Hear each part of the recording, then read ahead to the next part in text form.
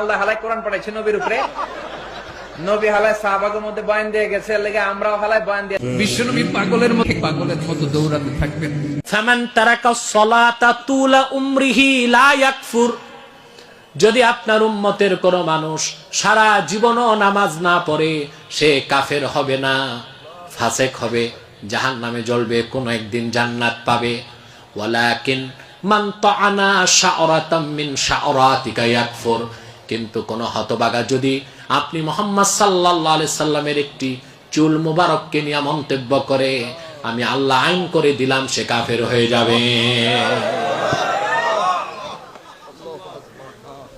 প্রিয় ভাই বন্ধুরা, আল্লাহ তাআলা তার হাবিবকে যে শান, যে মর্যাদা দিয়েছেন তা আমরা চিন্তা করতে পারবো না।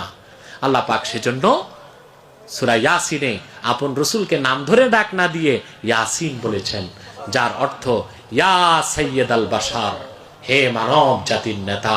বলেন সুবহান। তারপরে আল্লাহ পাক বলেন